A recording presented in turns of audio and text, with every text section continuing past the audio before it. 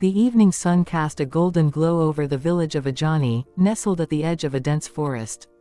Birds chirped merrily, and the gentle rustle of leaves played a soft symphony.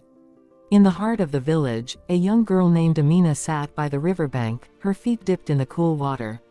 Her thoughts were far away, tangled in the mysteries that had haunted her since childhood. Amina's mother, Zuri, had always been tight-lipped about their past.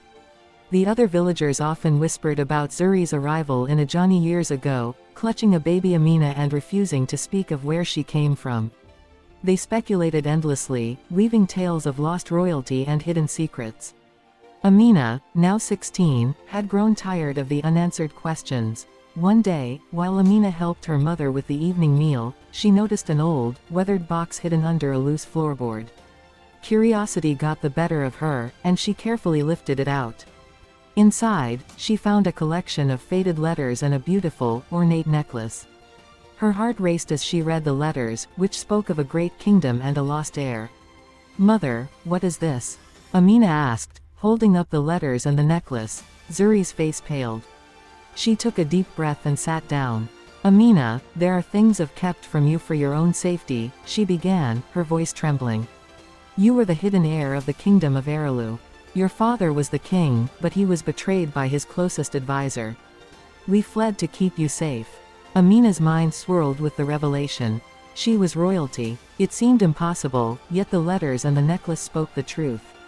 Determined to learn more, Amina pressed Zuri for details.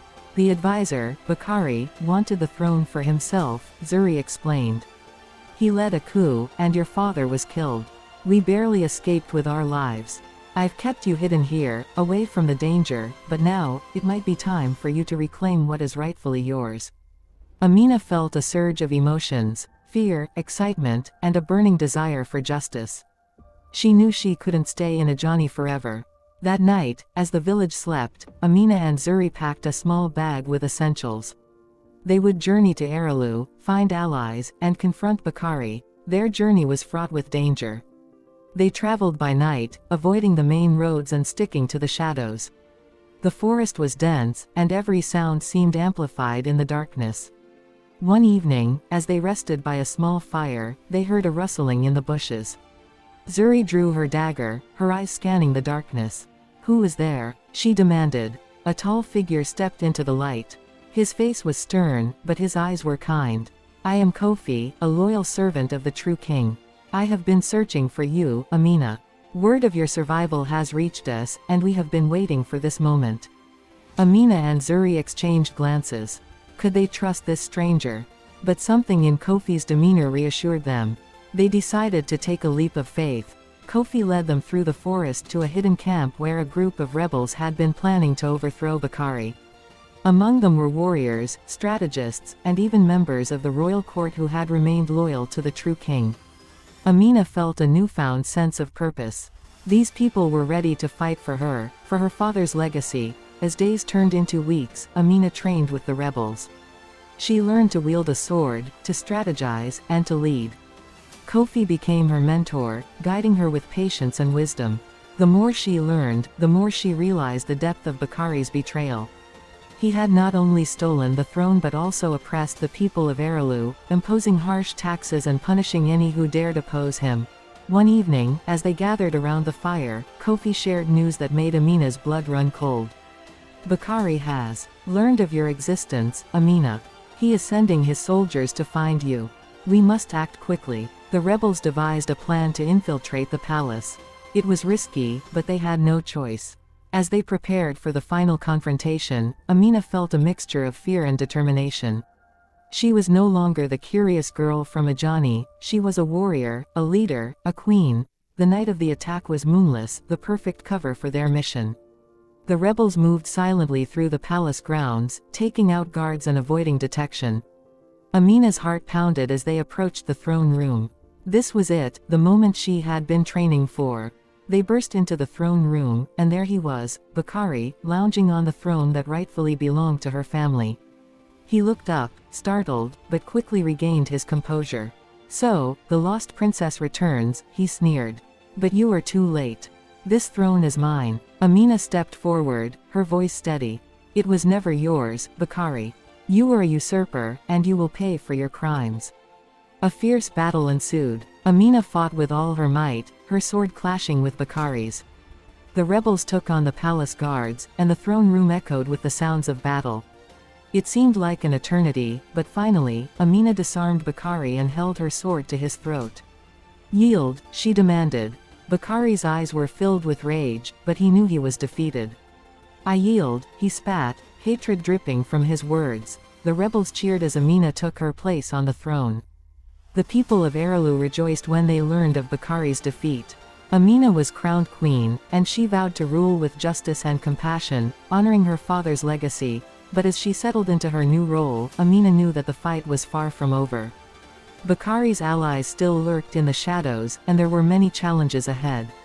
She had reclaimed her birthright, but the journey was just beginning. The hidden heir had returned, and a new era had dawned in Erelu. Amina's first months as queen were filled with challenges. Though Bakari had been dethroned, his loyalists were still a threat. They had fled to the outskirts of the kingdom, plotting to reclaim power. Amina knew she needed to win the hearts of her people and solidify her rule. One morning, as she walked through the bustling marketplace of Erelu, she saw the weary faces of her people. Years of Bakari's oppressive rule had left them fearful and distrustful. Amina stopped to speak with an elderly woman selling woven baskets. "Queen Amina," the woman said, bowing low. "We are grateful for your return, but we fear Bakari's men." Amina knelt to the woman's level. "I understand your fear, but I promise you, we will rebuild this kingdom together. Bakari's time is over." As days turned into weeks, Amina focused on restoring prosperity to Erelu. She lowered taxes, repaired broken infrastructure, and established schools. Slowly, hope began to return to the hearts of the villagers. Yet, she knew that until Bakari's loyalists were completely eradicated, peace would be fragile. One night, as Amina reviewed plans with her council, Kofi entered with urgent news. "My queen, there is word of a gathering in the northern forests. Bakari's loyalists are rallying under a new leader, his son, Omari." Amina's heart sank. She had heard whispers of Omari's cunning and ruthlessness. He was said to be even more dangerous than his father. "We must act swiftly," she said, standing tall. "We cannot allow them to regain strength." Kofi nodded. "I have already sent scouts. We will have more information by dawn." True to his word, the scouts returned with vital intelligence. Omari had indeed taken command and was planning an attack on Erelu within the week. Amina gathered her advisors and prepared a counter-strategy. They would confront Omari in the northern forests, on his own ground. The night before the battle, Amina walked through the quiet halls of the palace. She found herself in the room where her father's portrait hung.